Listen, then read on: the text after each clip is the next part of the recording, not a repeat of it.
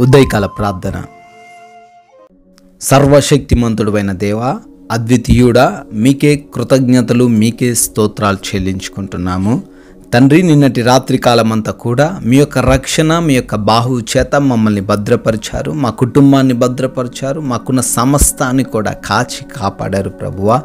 అయా, ముఖ్యంగా ఈ ఉదయకాల సమయంలో తండ్రి, ఈ లోకాన్ని చూడలేక ఎంతోమంది గతించిపోయినప్పటికీ అయా మీ కృప చొప్పున మమ్మల్ని జ్ఞాపకం చేసుకొని అయా మరొక సూర్యోదయమును చూడడానికి, మరొక ప్రశస్తమైన దినములో ప్రవేశించుటకు మీరు మాకు అనుగ్రహించిన ఈ గొప్ప కనికరములను బట్టి మీకే కృతజ్ఞతాస్తుతులు చెల్లించుకుంటున్నాం ప్రభువా. సామెతల గ్రంథము 29వ అధ్యాయము 11వ చరణము. జ్ఞానము గలవాడు కోపమును అణుచుకొని దానిని చూపకుండును అని వాక్యం ద్వారా ఈరోజు మాకు తెలియజేస్తున్నారు, జ్ఞాపకం చేస్తున్నారు. అవును ప్రభువా, మీ బిడ్డలమైన మేము ఈ రోజున ఏ విషయాన్ని బట్టి కోపపడకుండా, అయ్యా ఏ విషయాన్ని బట్టి తండ్రి నోటి ద్వారా పాపము చేయకుండా, కోపంలో తండ్రి అయ్యా అజ్ఞానుల వలె ప్రవర్తించకుండా, అజ్ఞానపు మాటలు ఉచ్చరించకుండా, వ్యర్థమైన మాటలు పలకకుండా, జ్ఞానము కలిగి కోపమును అణుచుకొని అయా మేము జీవించుటకు కృప చూపించండి. మాకు అటువంటి సామర్థ్యము మీరే మాకు దయచేయండి. నెమ్మది కలిగిన ప్రశాంతమైన హృదయమును మాకు దయచేయండి. ఈ రోజున మేము కోపపడే పరిస్థితులేవి మాకు జరగకుండా ప్రభువా మీరే మమ్మల్ని నడిపించమని ప్రార్థిస్తున్నాము తండ్రి. Yes lord. అయ్యా, ఈ ఉదయకాల సమయంలో ఈ ప్రార్థనలో విశ్వాసముతో, నమ్మకంతో ఏకీభవిస్తున్న ప్రతి బిడ్డను మీ సన్నిధిని చేరుస్తున్నాము.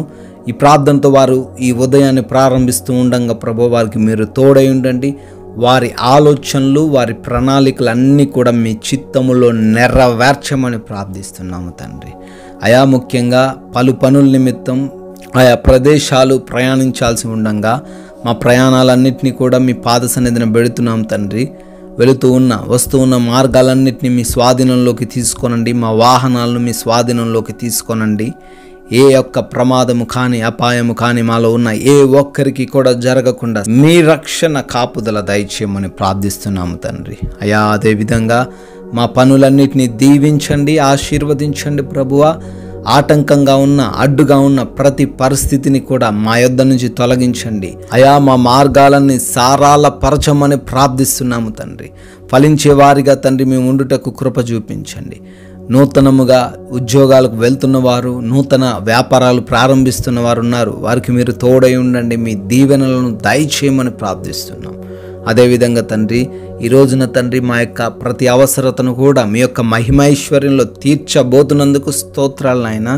అయ్యా, ఏ బిడ్డ కూడా ఆకలితో అలమటించకుండా, ఏ బిడ్డ కూడా ఎటువంటి లోటుతో అయ్యా ఈరోజు కృంగిపోకుండా ప్రతి వాటిని వారికి అనుగ్రహించమని, సమృద్ధిని దయచేయమని ప్రార్థిస్తున్నాము.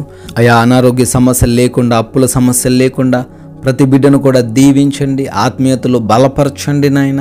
అయ్యా, ఎవరైతే ఎగ్జామ్స్ కొరకు, ఇంటర్వ్యూస్ కొరకు సిద్ధపాటు కలిగి ఉన్నారో, వెళ్తూ ఉన్నారో వారందరినీ జ్ఞాపకం చేసుకుంటుండగా జ్ఞానముతోనూ, జ్ఞాపక శక్తితోనూ వారిని నింపమని ప్రార్థిస్తున్నాం తండ్రి. హాస్పిటల్స్కి వెళ్తున్న వారు ఉన్నారు, వారందరిని బట్టి అడుగుతున్నాము. ఆపరేషన్స్, డెలివరీస్లోను తండ్రి, రిపోర్ట్స్లోను తండ్రి మీరు తోడై ఉండమని, సహాయం అనుగ్రహించమని ప్రార్థిస్తున్నాం ప్రభువ.